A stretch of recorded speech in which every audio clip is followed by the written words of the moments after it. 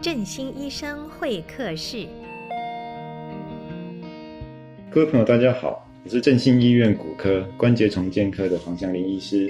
那今天很高兴来跟大家聊聊门诊常见的退化性关节炎。那关节炎一定要手术吗？如果不手术的话，还有什么方式治疗呢？其实我们把关节炎可以很简单的分成是广义的关节炎跟狭义的关节炎。那什么叫广义的关节炎呢？大家可以想象一下，你的膝盖外侧有皮肤包着，里头呢有肌腱、有韧带，再往里面呢有关节囊、骨头跟骨头之间的十字韧带、半月软骨，然后软骨等等这些结构在膝盖的周边。那广义的关节炎呢，就是说这所有的结构都可能会发生痛的感觉，那你就可以说我的关节发炎了，这个就是广义的关节炎。那狭义的关节炎就是真的我们的软骨已经受损到没有办法恢复的状态，而且会让你造成持续的疼痛。那不管你是因为外伤的，你是因为退化性关节炎慢慢的磨损的，或者你是自体免疫的问题，自己的细胞攻击破坏了自己的细胞，造成软骨的受损，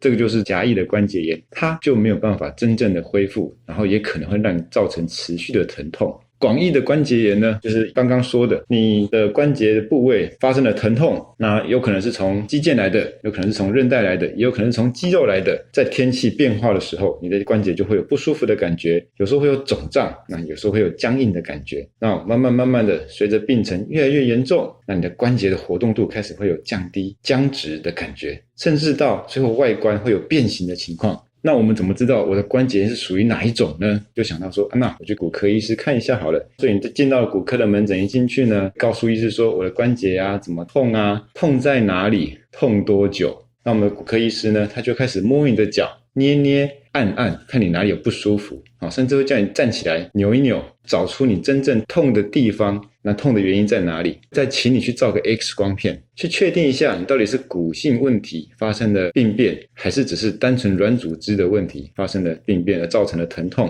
那我们再来针对你不舒服的地方来做治疗。关节疼痛大部分的成因大概都是因为外伤造成的，那20几岁30几岁可能是车祸造成的，到了40几岁50几岁呢，那可能就是过度运动造成的，再来慢慢的到年纪越来越大之后，那可能是退化的原因就开始造成的。所以我们要去找出会造成你膝盖不舒服疼痛的原因，然后去解决它。一般的年轻人的关节炎就是膝盖附近的疼痛，喜欢运动的人常常会发生像是这种胫胯骨摩擦症候群，就是痛在膝盖的外侧，或者是呢会有皱臂症候群，常常是痛在膝盖的内侧，或者是鹅掌肌发炎，它也是痛在膝盖的内侧。如果你的关节疼痛是你在运动完之后整个关节开始会有红热肿的现象，那大概你的关节炎发生的位置就在膝盖的内部，里面就会有什么半月软骨前后十字韧带还有一般的关节软骨发生的问题。像有些喜欢运动的中年人，他每次只要运动完之后膝盖就会肿起来，那就会很不舒服。这个时候呢，大概就是因为膝盖内部的结构发生了病变，所以导致膝盖会肿起来。这种的关节就必须要好好的去找出它关节内部到底是哪个结构发生的问题，然后去治疗它。因为这种比较容易会留下以后比较不好治疗，会造成不可逆反应的关节炎。所以你来我们门诊的时候呢，第一个要告诉我们医师说你是痛在什么地方，什么时候会最痛。那我们就去判断说你到底是属于关节内不可逆的关节炎呢，还是关节外用一些保守性的疗法可以降低你疼痛的关节炎。到我们门诊来摸过了，做过一些测试之后呢，确定了你是关节内部的问题或者是关节外部的问题之后呢，我们会再请你去照一张 X 光片。那通常我们的 X 光片会请你站着照膝盖跟全部的下肢，从你的髋关节到膝盖到脚踝，判断你的力线所在的位置。那现在很多的治疗都跟治疗我们的力线有关系。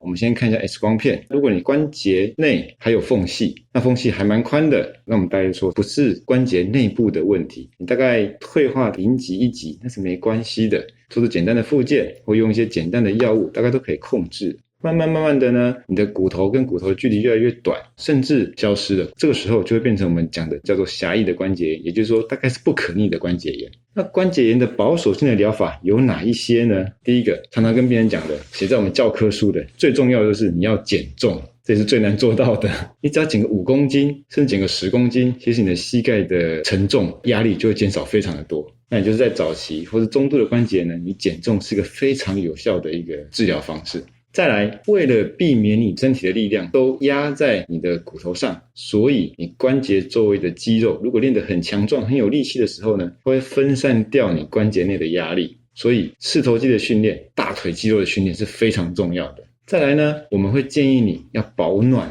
为什么呢？因为你保暖的时候呢，你的关节液就会分泌，关节液一分泌多的话呢，你关节润滑度就够，其实就比较不会那么疼痛。那也可以帮助膝盖内，如果你有发炎的话，发炎物质的代谢掉，你也比较不会那么痛。在你做过了所有的保守性的治疗还是没有效的话，那就来找医师啦。那我们医师就可以做一些比较侵入性的治疗，包括呢开一些药给你，从最简单的普拿疼那种止痛药给你，慢慢的加到非类固醇类的消炎药，那加上有点吗啡类的消炎药，让你不痛，让你好好休息。那再来，我们还可以再做一些像打一些玻尿酸到关节里面去，增加你的润滑度，或者现在再新一点的打一些自体浓缩血小板打到关节里面去，降低它的发炎反应。那现在还有更新的，最近特管法才通过的自体脂肪的干细胞的移植，可以用我们自己的脂肪干细胞拿出来之后去培养出一些脂肪干细胞之后打到膝盖里面去，或者是这几年才通过的可以试做的医院，其实目前也不是那么多，那我们医院也在争取当中，目前还比较贵一点点，所以并不是那么的普及。如果在这种不可逆的关节炎发生之后，我们用了所有的事情都没有办法缓解你的疼痛的话呢，那我们就会可能建议做下一步考虑是不是要做手术。好，讲到手术大家都很害怕，我们骨科医师也不是很喜欢帮人家做手术。手术其实是我们最后的一个绝招啦。那其实在手术之前，我们其实还有很多的方式可以做，包括我们饮食也可以调整，包括我们的运动也可以调整，包括我们做一些物理性的治疗，比如说热敷、肌力训练，也可以来减缓你关节炎的发生跟关节炎造成的疼痛。那只有当我们做了所有的事情，你的关节还是非常的疼痛不舒服，才会考虑到手术的这一部分。那我们这个手术要分成你的年纪、你的体重、你的受伤程度，而有不同的手术来做处理。比较简单就是你是比较年轻的，因为我们人工关节的使用寿命大概20年就已经很不错了。那你如果是50岁就发生了关节炎，这个时候帮你换个人工关节，你可能到70岁又要再换一次，那是比较不舒服的。所以在比较年轻一点，而且你活动量、活动度比较大的时候呢，我们会先评估你适不适合做一些截骨矫正手术。刚刚有提到的，因为力线，我们如果从髋关节到脚踝画一条线的话，这个时候如果你的膝盖是在这条直线的外侧，你在走路的时候，你整个力线是落在膝盖的内侧。所以当你力线落在身体的内侧的时候，表示你有点 O 型腿的样子。那这个时候你在比较沉重或者比较大运动量的时候，你的膝盖内部就容易发生疼痛，你的内侧软骨就容易受伤。那这个时候如果我们可以把力线矫正到外侧去，也就是说我们做个截骨矫正的手术，把力线矫正到外侧去，这个时候你就会用到外侧的力量，外侧的骨头来支持你身体的力量，你的关节就不会再继续的严重下去。这是我们可以做的力线的矫正，截骨手术的校正你的力线的位置，来减缓你关节炎再发生。那如果你的年纪再稍微大一点点，60岁、65岁左右，那你也只有膝盖内部的关节产生磨损而已，膝盖内部的软骨产生磨损而造成的单侧单一腔室的关节炎。所谓的单一腔室，我们可以这样想象，膝盖就分成3个腔室，分成内侧、外侧跟髌骨股骨的那个位置叫前侧。那如果只有单一腔室，譬如说只有单纯的内侧发生了关节磨损，而且是不可逆的关节磨损，或者是只有外侧发生了就是 X 型腿，只有外侧产生磨损，那我们可以只做单一腔室的关节置换手术。那单一腔室的关节置换手术有一个好处，就是说我们不会伤害到膝盖内部的2条韧带，前后十字韧带比较不会伤害到，留的那2条韧带，你的膝盖的本体感觉会留着，以后的复健的过程会比较顺利一点点。这就是单一腔室的关节置换手术。那再来，如果真的内侧坏掉了，外侧也坏掉了，或是髌骨跟股骨那个关节那前侧的也坏掉了，这个时候我们就可能就是全息的人工关节置换手术，你就把它全部换掉，就好像你蛀牙装个牙套一样，上下都把它装牙套，在上下牙套中间的那个塑胶垫片，以前它的使用年限大概15年，现在有比较超耐磨的可以用到20年、25年，你把它换成比较好的耐磨垫片，那它大概就可以使用的再更久一点点，那也可以让你的关节处于没有东西可以磨损的状况下，免于再度疼痛。退化性关节炎是不是跟骨质疏松有关呢？我自己本身觉得退化性关节炎跟骨质疏松它并没有直接的相关性。骨质疏松会不会得到退化性关节炎？会。那骨质没有疏松，它也是会得到退化性关节炎。那我是觉得退化性关节炎跟粒线的改变会有个比较多的关系，因为粒线只要往内侧一偏移，它就会造成内侧胫骨的位置受到压力会比较大，就是那个位置的关节容易磨损。在年纪越来越大之后，其实我们胫骨它的骨质它是一起慢慢的减少，但是大家想象一下，我们的膝盖胫骨端就是下肢端，它除了胫骨之外，外侧是还有一只腓骨，所以在膝盖的胫骨处，除了胫骨平台内侧跟外侧有支持力之外呢，膝盖的外侧还有一只胫骨也支持在那边。所以当粒线的改变一直往内侧跑的时候，内侧的压力越来越大，它的骨头的承受力气就相对稍微弱了一点点。如果你力量越来越大的话，它就慢慢越来越严重，越来越严重。所以现在有一种手术方式，它叫做近端腓骨的截骨矫正手术，它就是把你的腓骨锯掉一段，就让你外侧的支持力量不要那么大，让你的粒线自动的往外侧偏移。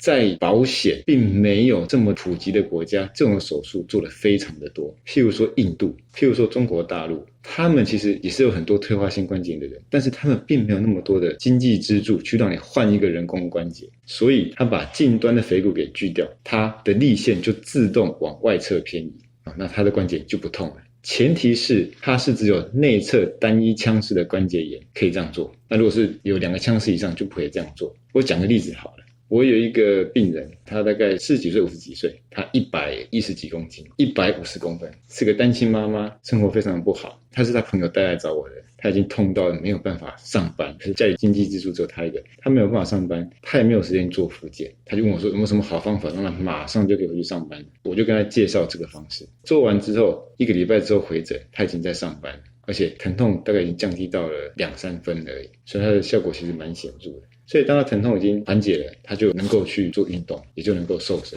我们在门诊一直被问，说医生我可不可以吃香蕉？但在我们西医这一块，其实我们没有什么忌口的东西，除非你会过敏，我们才建议不要吃。包括很多的中医师或者老人家说，你手术完之后你不可以吃鸭肉，因为鸭肉有毒；不可以吃香蕉，因为香蕉比较伤筋骨。你问那个西医师，西医师大概不会有这种建议给你啊。但是我们确实是有发现到说，有一些脂肪酸它是会造成发炎反应。譬如说 Omega 6这个脂肪酸，它是发炎反应的一种必需脂肪酸，所以当你 Omega 6摄取不平衡的时候，如果它的发炎原料比较多的话，它就可能比较容易造成有发炎的反应。这是大概在营养学有提到的一点，所以我们会建议多多摄取 Omega 3的食物，它就比较不会让你身体处于高发炎的状态。再来就是糖类的摄取，长时间的糖类摄取其实会让你身体处于有点慢性发炎的状态。然后我们最近也发现到，打疫苗之后，有些本来没那么痛的病人，他突然疼痛又加剧了。我们的想法是因为疫苗其实它也是驱动了全身的免疫反应，所以它可能会造成一点点发炎反应。所以你之前可能有受伤的地方，它可能又发炎了，所以不舒服。它这种情况其实它是可以慢慢也就结束，大概半年、3个月，它可能就又好了。如果你是因为膝盖痛不舒服来的话，那我们会先去判断你到底是什么原因造成。那如果你发生膝盖不舒服的原因是可逆的，做复健可以好的，保守性治疗可以好的，那我们就会建议你做按摩、热敷、肌力训练，让你的疼痛慢慢的缓解。需要一点时间，但是需要一点耐性，不一定要吃到药物。当你的发炎已经变得比较严重了，痛到真的很不舒服了，这时候我们用药物介入治疗，用吃的、用打针的方式，希望你可以赶快恢复到正常的生活，赶快不痛，再去做复健，再去做一些肌力训练。那如果我们用尽了所有的方式，包括饮食也改变了，运动也改变了，肌力也训练了，药物也使用了，你还是很不舒服，这时候你就好好跟你的医师讨论一下，你可以接受哪一些手术的治疗，而是你需要的。最后提醒说，如果你有任何不舒服的情况，你已经没办法处理了，还是建议你到就近的骨科门诊，让骨科医师好好帮你做个检查，找出你的原因，这才是最根本的方法。那最后还是希望大家都能够有一个很健康的关节。好，谢谢大家。